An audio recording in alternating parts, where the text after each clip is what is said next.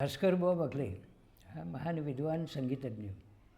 त्यांच्याकडे 2 विद्यार्थी शिकत होते. म्हणजे अनेक विद्यार्थी शिकवत होते, पण उदाहरणासाठी 2 विद्यार्थी शिकत होते. एक म्हणजे नाट्यसंगीतामध्ये ज्यांनी फार मोठी कामगिरी केली ते बालगंधर्व. अरे आणि दुसरे मास्टर कृष्णराव. दोन्ही मोठीच नाव आहेत. दोन्ही मोठी नावं आहेत, कळलं का नाही. पण दोघांना त्यांनी वेगळं शिकवलं. मी जे आत्ता म्हटलं 10 लोकांना तुम्ही वेगळं शिकव, तर ती किमया त्यांनी केली. त्या दोघांना एकाला तू क्लासिकल गायचं, त्यामुळे तू क्लासिकल कसं गायचं काय करायचं त्याची हे त्याला दिली. आणि यांना नाट्यसंगीत म्हणजे सुगम संगीत, थोडक्यात शास्त्रीय संगीतातून सुगम संगीत कसं गायचं हे केलं. आणि दोघंही आपापल्या क्षेत्रामध्ये फार मोठी टॉपला गेलेलं.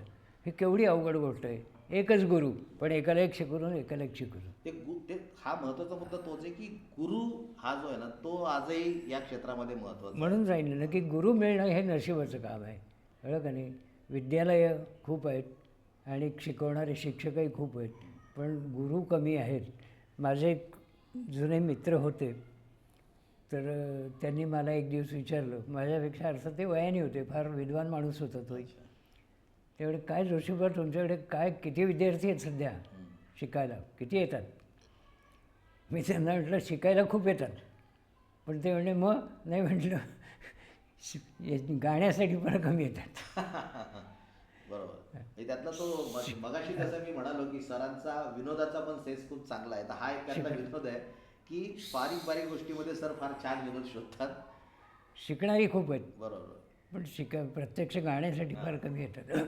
तसं आलेल्या विद्यार्थ्यांना योग्य मार्गदर्शन करणं आणि त्याला त्याचं समाधान मिळू देणं हे गुरुचं काम आहे, कर्तव्य. आता तुम्ही मला मगाशी प्रश्नाचा रोग तुमचा असा होता की जीवन बरोबर, तो महत्त्वाचा प्रश्न आहे. कारण तो मला आवडणारा आणि आपण अनेक वेळा त्याच्यावर गप्पा पण मारल्या होत्या आणि मला तेव्हाही तो विषय आवडला होता. म्हणून म्हटलं की परत एकदा आपण तिथे येऊया की जीवन आणि संगीत हे कसं काय आहे त्याचं. आता ते मगाशी बोलताना मी सुरुवात केली होती की आपल्या आयुष्यामध्ये प्रत्येकाच्या आयुष्यामध्ये संगीत हे ओतप्रोत भरलं. बरोबर. संगीताशिवाय आपण जगू शकत नाही असं मी विधान करतो. शक्य आहे का ते? तुम्ही म्हटलं कसं काय शक्य आहे? आम्ही ते काही रोज गाणं म्हणत नाही, आम्ही काही ऐकत नाही, तरी आम्ही जिवंत आहोत. तसं प्रत्यक्ष तो संबंध नाही ठेवायचा. व्यवहारातलं संगीत, पृथ्वी तलावरचं संगीत आणि आपण याच्यामधलं जे दुवा आहे संगीताचा, तो प्रत्येकाच्या ठिकाणी भरला. म्हणजे निसर्गामध्ये संगीत आहे की नाही? हा, म्हणजे आहे ते. आता तुम्हीच सांगा ते कसं, आम्ही सांगणार वेगळं, तुम्ही सांगा. निसर्गामधलं संगीत, झरा वाहतो एखादा झुळझुळ झळा, त्याच्यामध्ये संगीत आहे. पानांची सळसळ याच्यामध्ये संगीत आहे. आणखीन पक्ष्यांचे याचे त्याचे आवाज, प्राण्यांचे याच्यामध्ये संगीत आहे. या सगळ्यामध्ये संगीत आहे आणि त्याचा आनंद ज्यांना घेता येतो ते म्हणजे जीवनात यशस्वी किंवा सुखी होऊ शकतं. म्हणजे जसं तुम्ही सांगितलं की पानांचा आवाज आहे, काटक्यांचा सुद्धा आवाज आहे. सगळं प्रत्येक गोष्टी काटक्या जळतात, जळणाऱ्या काटक्यांचा सुद्धा आवाज असतो. तडतड आवाज येतो. हे सुद्धा ऐकणं महत्वाचं आहे. म्हणजे तुमचा मुद्दा मला त्यासाठी आवडला की बऱ्याच वेळा काय होतं की हे जे निसर्गातलं संगीत आहे ना हे आपण ऐकत नाही, दुर्लक्ष करतो आणि मग मूळ संगीताकडे जातो. पण तो प्रवास तसा नाहीये. हे आधी संगीत तुम्ही ऐकून तुमचे कान तयार केले पाहिजेत आणि मग गुरु काय सांगतो ते आपल्याला पटकन लक्षात येतं. बरोबर आहे.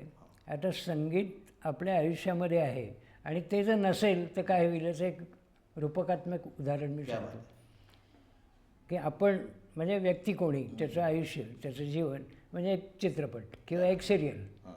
त्या सिरियलमध्ये किंवा त्या चित्रपटामध्ये ज्या ज्या घटना घडतात त्याच्या संबंधित त्याला बॅकग्राऊंड म्युझिक असतं. असतं का नाही बॅकग्राऊंड म्युझिक? त्यांनी काय होतं की तो जो प्रसंग आहे तो उठावदार होतो, परिणाम वाढतो त्याचा. परिणाम वाढतो. आणि तो जर तुम्ही कल्पना करा की तो एखादा परिणामकारक प्रसंग आहे, त्यातलं बॅकग्राऊंड म्युझिक काढून टाकला मी, काय होईल? बऱ्याच वेळा जर समजा हॉरर चित्रपट असेल आणि त्यातलं जर म्युझिक काढून काढून टाकलं, टाक- संगीत, तर तर त्यातला- त्याची भीतीच राहणार. त्याचा जो मूळ उद्दिष्ट आहे ते तिथे राहणारच नाही, परिणाम जो आहे तो होणार नाही. होणारच नाही. मग परिणाम होण्यासाठी ते महत्त्वाचं आहे. माणसाचा जन्म झाल्यानंतर आपली ओळख तो जगाला करून देतो. ती कशी असते? क्या बात. आलो, तो त्याचा आवाज. म्हणून तो टिकवणं म्हणजे संगीतासाठी काहीतरी प्रयत्न करणं. तो मूळचा तुमचा आवाज आहे, ती तुमची ओळख आहे, ती टिकवली पाहिजे तुम्ही. सा हा स्वर आहे, तो स्वर तुमच्या गळ्यात आहे आणि तुम्ही गायला लायक आहात. त्याच्यानंतर उच्छ्वास आणि श्वास, श्वासोच्छ्वास सुरू होतो, त्याला एक लय असते. त्या लयीमध्ये श्वासोच्छ्वास सुरू होतो आणि म्हणजे तिसरी गोष्ट ताल, ठेका हृदयाचा. इथे हे 3 गोष्ट, सूर, ताल आणि लय, या 3 गोष्टी तुम्हाला चिकटल्या जीवनाबरोबर, आयुष्याबरोबर. आता त्याचा उपयोग तुम्ही त्या प्रत्येकाची डेव्हलपमेंट करून तुम्हाला तुमचं गाणं काय जे असेल संगीतातला भाग तर तुम्हाला डेव्हलप करायचं आहे. आता हे मी सांगताना सांगतो की यातला एखादा भाग हा नाही असं समजा, तुमच्याकडे नाही, ते अपूर्णच, जीवन अपूर्णच राहिलं ते. स्वर, लय किंवा ताल याच्यापैकी एखादी गोष्ट नाही तर नाही जमू शकत. नाही, शक्य मग ते पूर्णत्वाला राहणारच नाही ते. मग इतकं संगीताचं आणि तुमचं जवळचं नातं आहे. हे ज्या दिवशी सुरू होतं तेव्हा संगीत सुरू होतं आणि ज्या दिवशी थांबतं तेव्हा संगीत थांबतं. क्या बात आहे, क्या. म्हणजे असं बऱ्याच जण म्हणतात की बाबा आम्हाला गाणं कळत नाही. हा. पण म्हणजे मला माझ्या माहितीप्रमाणे प्रत्येक आई ही अंगाई गाते आणि ती गायल्यानंतर बाळ झोपतं. म्हणजे बाळ झोपतं म्हणजे बाळाला कळतं की झोपण्याचं गाणं आहे. म्हणजे गाणं कळतच असतं की. तर ते झोपण्याचं गाणं हा शब्दप्रयोग थोडा धाडसाचा ठरेल. त्यातून जी सूर येतात आणि ती जी कंपन आहेत ती कंपनं तुमच्या शरीरावर परिणाम करतात आणि मग त्यामुळे माणूस झोपतो किंवा त्याला गुंग येते. मी जे बोललो ते साध्या भाषेत बोललो, बरोबर, त्याला संगीताच्या भाषेत सांगितलं. बरोबर आहे. त्या आईच्या गळ्यातून येणारी कंपनं ती त्या बाळाच्या मस्तकावर परिणाम करतात आणि तेच मला वाटायला लागतं. मला तेच सांगायचं की हाच धागा जोडून पुढे आज जगामध्ये अनेक असाध्य रोगांवरती संगीताच्या माध्यमातून इलाज चालू आहे. बरोबर. मी म्हणजे बऱ्याच काही बातम्या मी ऐकल्यात आणि पाहिले सुद्धा काही व्हिडिओ. तर ते संगीत अर्थात ते जे संगीत आहे संगीताच्या माध्यमातून म्हणजे ती कंपन आहेत आणि ती कंपनं परफेक्ट पाहिजे. ती कमी जास्त वेडीवाकडी असून चालणार नाही. ती कंपनं प्रत्यक्षात जशी अपेक्षित आहे तशी झाली तर त्याचा परिणाम हा नक्की होणार आणि होतोच, कळलं का नाही. त्यामुळे किती कुठलाही आवडीचा माणूस असो किंवा कसंही असो गाण्याच्या बैठकीसाठी गेला आणि त्यांनी भैरवी ऐकली की तो असं शांतपणे म्हणजे उठतो, पुढे काही इच्छा राहत नाही. म्हणजे तिथे येऊन एक प्रवास थांबल्याचं ते आपल्याला संकेत मिळतो भैरवी नंतर.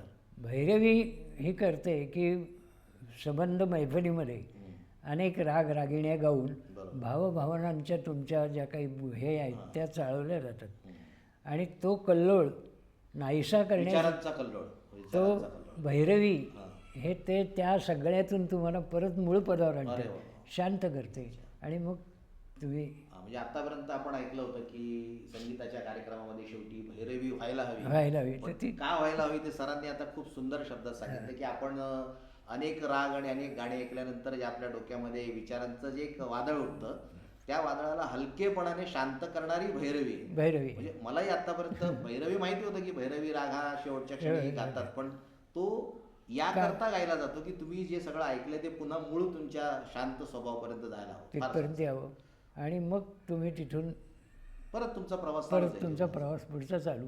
गाण्याचा आनंद घेण्यासाठी तुम्हाला परत मोकळी मिळते, कळलं का नाही. आणि हे जे गाणं आहे ते म्हणजे औषधोपचार, कळलं का नाही, मनःशांती. आता गाणं म्हणजे काय काय आहे, तर गाणं म्हणजे शांतता आहे, गाणं म्हणजे रौद्रस्वरूप आहे. म्हणजे तुम्ही आता नवरसाकडे आम्हाला घेऊन चाललात. नवरसाची निर्मिती करण्याची ताकद या स्वरांमध्ये आहे. गाणं म्हणजे शब्द नाहीत, बरोबर. शब्दाशिवायचं संगीत असू शकतं, ते संगीत. कळलं का नाही? शब्दांनी त्याला आणखीन सौंदर्य प्राप्त. सौंदर्य प्राप्त होतं, आणखीन ताकद त्याची वाढते. पण त्या स्वराने या सगळ्या गोष्टी होऊ शकतात. बरं, त्या स्वरांचा परिणाम कुठे कुठे होतो? माणसावर तर होतोच, निसर्गावरती होतो. निसर्गावरती म्हणजे झाडांवरती पडतो, पशुपक्ष्यांवर पडतो. मध्यंतरी काही शेतकऱ्यांनी आपल्या पिकाला काही विशिष्ट गाणी ऐकवली होती आणि त्या त्यातनं पिकांची उंची ही कमी महिन्यामध्ये वाढली होती, म्हणजे असा म्हणजे एक तो संदर्भ होता. तर ते गाण्याच्या माध्यमातून शेतीचा फायदा होतो, निसर्गाचा फायदा होतो. निसर्गाचा फायदा म्हणजे एका शास्त्रज्ञांनी प्रयोग केला, आता मला त्याचं नाव आठवत नाही. हरकत नाही, काय हरकत नाही. त्यांनी 2 जातीच्या बियाणं, म्हणजे 2 बियाणं एकाच वनस्पतीची ती एका कुंडीमध्ये लावली. त्या कुंडीमध्ये सारखी माती, सारखं खत, सारखं पाणी, जे सगळं एकाला असेल ते दुसऱ्याला असं दिलं आणि दोघांना एका काचेच्या पेटीत ठेवलं, दोन्ही जणांना. एकाला इंडियन म्हणजे शास्त्रीय संगीत ऐकवलं आणि एकाला ते वेस्टर्न म्युझिक ऐकवलं. आणि कालांतराने 6 महिन्यांनी जेव्हा बघितलं की त्यांची वाढ जी झालेली बघितली, तर ती ज्यांनी शास्त्रीय संगीत ऐकलं, ज्या झाडाने रोपाने, त्याची वाढ सुडौल झालेली होती. असं छान ते वाढलेलं होतं. आणि हे जे दुसरं होतं ज्याला हे सगळं वेस्टर्न म्युझिक ऐकवलं, त्याची वाढ अकराळ वेकराळ झाली होती. हे याच्यावरून लक्षात येईल आपल्याला की शास्त्रीय संगीतातलं सौंदर्य हे तुमच्या जीवनाला पोषक आणि हवा तो आकार देणार आहे. आणि हा मूळ आकार सुद्धा बिघडून टाकणार. तो सगळं त्यामुळे ते आपण लक्षात घ्यायला हवं की नेमकं कोणतं संगीत किती वेळा करता आपण किती वेळा ऐकायचं. म्हणजे काही क्षणाकरता ठीक आहे ते वेस्टर्न म्युझिक एक अर्धा तास 10 मिनिटं, पण खरं संगीत जे ते आपलंच आहे, भारतीय संगीत जे आहे. म्हणून जे आपण बघितलं ना की प्रत्येक देवळामध्ये संगीताच्या माध्यमातून देवाची आराधना होते. असं देऊळ नाही की जिथे संगीताचं स्थान नाही, कळलं का नाही? त्यामुळे तिथेच स्थान आहे. आणि संगीत कुठे नाही जगामध्ये, तर आपण म्हणतो की संगीत म्हणजे देवळात आहे, ठीक आहे, देव भक्तीसाठी आहे, शाळेत आहे, अमुक आहे तमुक आहे, ठीक आहे. मिलिटरीमध्ये पण संगीत आहे हो. सैन्य दलामध्ये पण बँड पथक आहे की नाही? बँड पथक आहे त्यांचं. पोलीस दलात पण बँड पथक आहे की नाही? त्यांचं बँड पथक आहे. शाळेमध्ये पण बँड पथक आहे. मग हे बँड पथकं तिथे काय करायचे? मिलिटरीमध्ये बँड पथकाचं काय गरज आहे? शिस्त. संगीत म्हणजे शिस्त. क्या बात आहे. आणि जेव्हा ते कदम ताल करतात तर ते कदम तालचं सुद्धा एक संगीत आहे. तर ते शिस्त, आणि ती शिस्त सौंदर्य घेऊन बाहेर येते. तुम्ही एखादा सांगितलं, आता मी सांगितलं असं की एखादा शरीर कमवणारा माणूस आहे आणि त्याचं शरीर सौष्ठव जे आहे ते असं उबडधोबड आहे, तर ते आपल्याला पाहून काही समाधान होणार नाही. पण काही लोकांचं शरीर हे खरोखर सौष्ठव म्हणजे सौंदर्य असतं की त्याचं ते बिल्डर शरीर बघावं असं वाटतं. अरे वा, क्या बात आहे. आणि नकळत आपण दाद देतो. तर ते संगीतामुळे ती होते की संगीत म्हणजे आखीव रेखीव आणि शिस्त. शाळेमध्ये रोज दर तासाला म्हणजे दर दिवशी मैदानावरचे पिरियड असतात, मुलं कवायत करत असतात.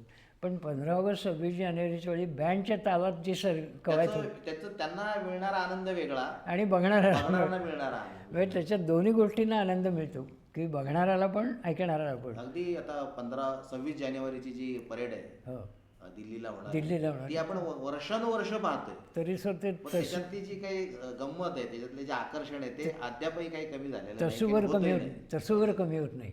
उलट आपल्याला हे असं ओढ असते, काय आणखीन आज नवीन काय मिळणार. तर हे जे आहे हे सगळं संगीताचं सामर्थ्य आहे. मग आता आपण बघितलं की एवढ्या ठिकाणी संगीत आहे, संगीत नाही कुठे? संगीत सगळीकडेच आहे ना. मग ते सांगितलं असं की ते शिस्त म्हणजे संगीत. मग शिस्त हा प्रकार काय बरं? शिस्त म्हणजे काय प्रकार आहे? शिस्त प्रकार म्हणजे वेळापत्रकाप्रमाणे वागणे म्हणजे शिस्त. मी केलेली साधी व्याख्या. शिस्त म्हणजे अगदी तुम्ही रोज घरात असं चाललं पाहिजे आणि असं काही नाही आहे. पण तुम्ही एक ठरवलेलं वेळापत्रक आहे ते पाळणं. मग ते पाळायचं असेल तर तुम्हाला संगीताचीच जोड घ्यावी लागते. कळलं का नाही? साधं उठायचं असेल तर गजर करता होतं, बरोबर, त्याच्या तालावर त्याच्या तालावर उठतो. तो तुम्हाला प्रत्येक वेळेला त्या त्या वेळेला सूचना करतो आणि दाखवतो. म्हणजे माझ्या असं लक्षात आलं म्हणजे आता आपण जे उत्तरावर जी चर्चा केली की तुमच्या अवतीभोवती सगळं संगीत पसरलेलं आहे, संगीत आहे आणि तुम्ही फक्त त्याच्याशी जोडले जात नाही आणि म्हणून म्हणून तुमचं गाणं तयार होत नाही. नाही नाही, आणि म्हणून तुम्ही जीवनामध्ये अपूर्ण असता. हा बरोबर बरोबर. नुसतं नाही हे नाही आहे. गाणं म्हणणं हा भाग आणखीन वेगळा. ह्या सगळ्या गोष्टी तुमच्या आसपास आहेत, त्याचा परिचय करून घ्या आणि त्याच्याशी कनेक्ट व्हा ना. हल्लीच्या भाषेत हा, बरोबर. कनेक्ट होणं. तर कनेक्ट व्हायचं म्हणजे काय सांगितलं मी, सांगितलं की जन्माबरोबर तुम्हाला आ मिळतो. ते सगळा आपण विश्वाचा सगळा पसाराच पाहिला ना. तो आ आपण डेव्हलप सगळी- करा. सगळी क्षेत्र घेतली आपण, म्हणजे अगदी बाळाचा जन्म हो, झाल्यापासून अगदी ते बाळ- 26 जानेवारीच्या परेड पर्यंतची सगळं, सगळी हो, टप्पे आपण हो, पाहिले हो. की तिथे संगीत आहे. म्हणजे संगीत आहे. अगदी शाळा सुटल्यानंतर शाळा भरताना आणि मधल्या 2 तासामध्ये होणारी बेल, हो, मग ती सुद्धा संगीतच संगीतच. आहे. त्याने जागे होतो की आता बदललाय वेळ. खूप आणि- छान म्हणजे गंमत आली सगळी ऐकताना.